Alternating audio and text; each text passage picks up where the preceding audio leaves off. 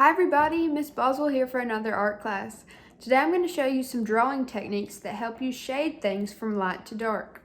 So all you need for this drawing tutorial is a pencil and some paper. Grab your supplies and let's get started.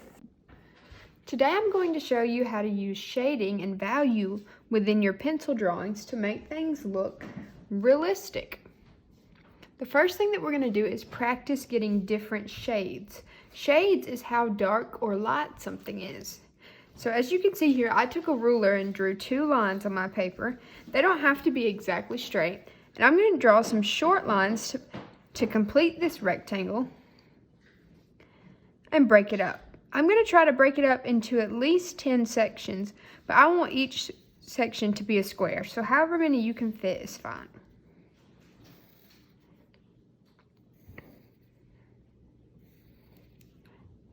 One of the best ways to develop your skill with shading is to try to make a grayscale.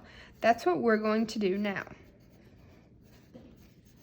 A grayscale shows how light and how dark your shading can be with a pencil or whatever mark making tool you're using. You could also try this with color pencils or charcoal pencils, but with a pen, every shade will be the same. So over here, we're going to make it as light as we can. And actually, as light as we can is the white of the paper. I'm going to put no pencil marks in that first square. Then on the opposite end, we're going to make it as dark as we can. I like to start on each end and sort of work towards the center. So if the white is the lightest, then I'm going to press down as light as I can in the square next to it to create the next lightest.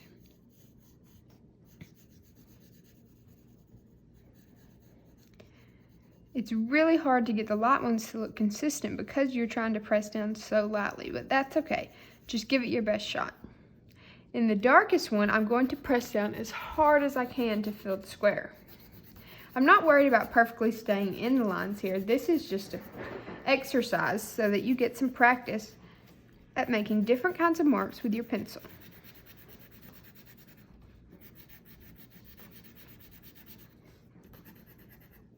Now that I have the darkest and the lightest that I can mark, I'll just go square by square, filling in the rest until they meet in the middle.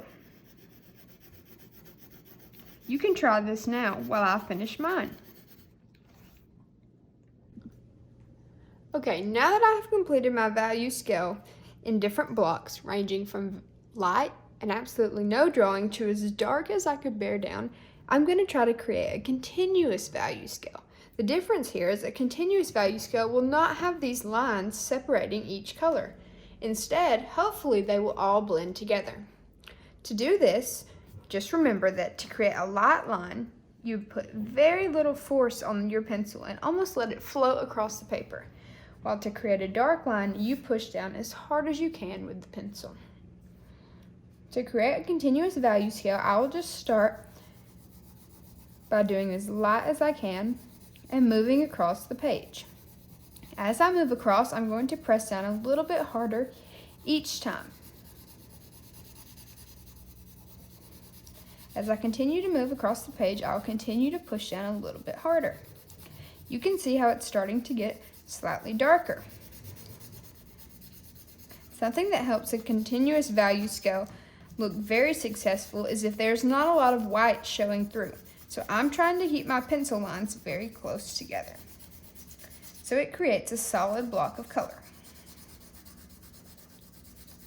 You could also experiment with creating a value scale with color pencils. That could actually be really cool. Then you could see how some colors are lighter than others. For example, with red, you might find that really light red almost looks pink. As I get further along the page, I am bearing down super hard now. This actually is sort of like an arm exercise.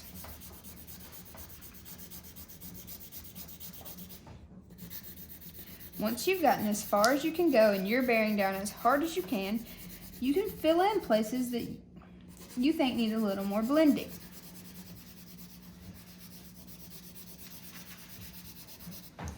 Okay.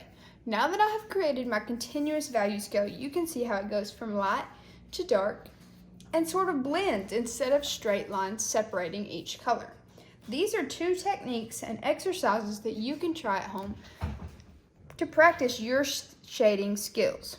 Now I'm going to show you how to shade some shapes and turn them into 3D forms. Grab another piece of paper and let's get started on that. Okay, like I just said, when you shade something, it makes it look 3D.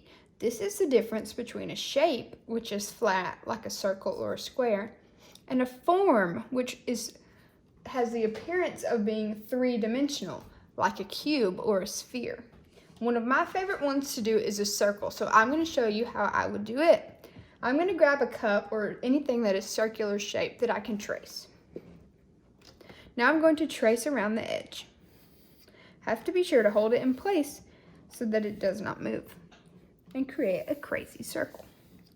I'm going to do 2 circles, one to be a flat circle, and the other we will transform into a sphere.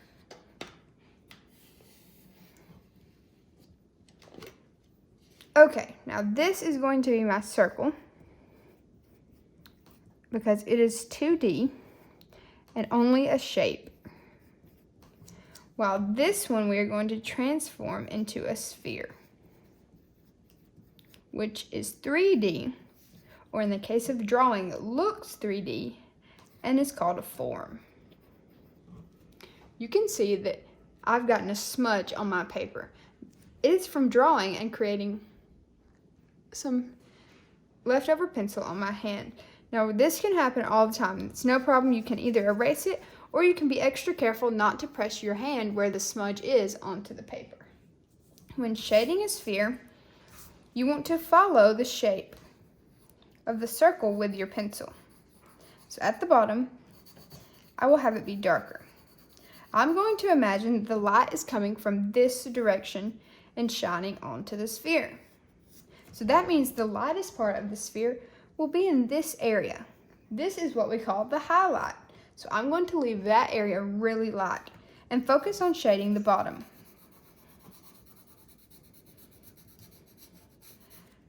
I am following in a crescent shape so that it complements the shape of the circle. By shading in this direction, it helps it to look more 3D. Now this can take a while, so think about that when you choose the size of your circle. Mine is pretty large. I'm going to shade from light to dark around the edge and making sure that my lightest part is the highlight in this circle. You can work alongside me while I do this now.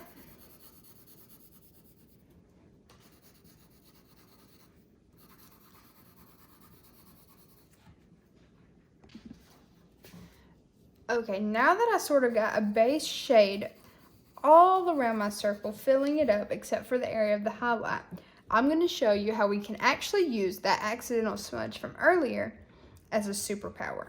We're going to use it to blend. So I'm going to go ahead and make the edges of my sphere a little bit darker.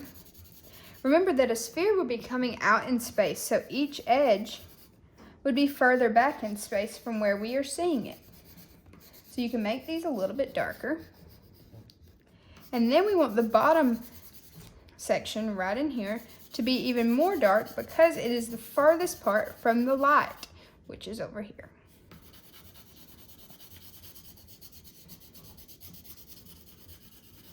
Now, one of the coolest things about graphite is that you can blend it very easily. To blend it, you could use a napkin, a paper towel, toilet paper, or even your finger. I'm going to use my finger to sort of rub the area that I have colored. You can see how it starts to blend together to create a smooth shade. Once you've rubbed it some, you can take a look back and evaluate how it looks. I'm going to use my eraser to erase out some of the highlight that got blended in with a light shade. Then I'll rub around it to blend that back in. This can take a while, but just be patient and think about how a sphere would look. If you can't visualize it in your mind, you could look up what a shaded sphere looks like on Google or whatever search engine you like. I'm going to add some even darker shading at the bottom. Something else to think about is right now this sphere is floating in space. So I want to put it on a table so that it is grounded. And another cool thing about putting it on this table is then you get to create a shadow and some reflected light. I'm going to keep working on finding the perfect blend from light to dark as I go around my sphere. Remember, you can also use your eraser as a cleanup tool. So little places where I've got out of the lines, I might go back and erase. It's also important that we don't see the outline of the sphere or the circle that we originally traced, because that sort of gives away our secret that it's not 3D.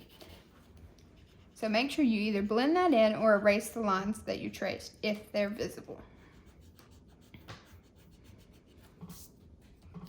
Now, I'm going to pretend that my sphere is sitting on sort of a white table. So, if the table is across here, I will draw a horizon line of where the table might be. Now I'm going to create a shadow. The shadow will be like an oval of that's coming out of the sphere. If the light was shining here, this is the shadow it might create. As you can see when I hold my hand up, on this side, a shadow is created from the light that is above me. The same idea is what we are trying to create with the sphere. Then I will even shade in the shadow.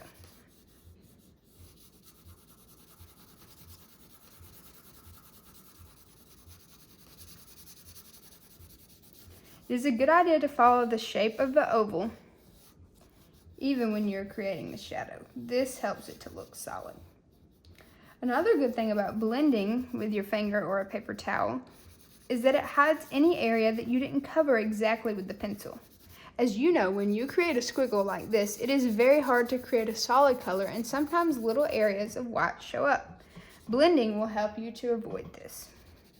I'm going to shade it all the way up into the edge where it meets the sphere. It almost looks like they're going to blend together, but I'm also going to show you a way of creating what we call reflected light. So, if this sphere was on the table, on a white table, and it created a shadow like this, odds are that some light would bounce off of the table back onto the sphere. So I will erase a little bit here to create what we call reflected light. This will be the light that is reflecting off of the table and back onto the sphere. Assuming that the sphere is something smooth, like maybe a marble or a bowling ball. Now that we have a little bit of lighter area here, we can imagine that this is where the light would reflect. This is just one of the things that you can do with shading, and a good exercise to have you practice your shading. Once you have practiced shading on a few different objects, you can use shading in all of your drawings. Now I want to show you some drawings that I've done before with shading so you can get an idea of what you can create. The key to shading is to look at an object closely or think about where the light may hit the object. When we thought about the light hitting from this direction, we were able to think about how the entire sphere would be shaded. Thank you for creating with me. Now I'm going to show you some drawings that I've done before, and then I'm going to turn you loose to draw whatever you like. Remember, when you're shading, to take a picture and upload it to Artsonia so that we can give you feedback on your work. Wait, isn't it? Here are some spheres that I shaded in one of my college classes. I looked at these to remind me how to shade a sphere. If you need help thinking about how to shade something, you can look it up on the internet and find lots of great examples. Once I practiced my shading here, later in the class I was able to shade drawings like this. This is a cup filled with water. You can see how I created a shadow of the cup and shaded the glass parts. This is a shading of a water bottle. Same idea as the sphere, I thought about which area would be closest to me. In this case, it would be the center of the water bottle and the edges go back in space. Then I created a small shadow at the bottom. Here's another shading of the water bottle where I used charcoal. Charcoal is a kind of pencil that is much darker, but it gives you a general idea that I shaded it the same way. I can't wait to see what you create.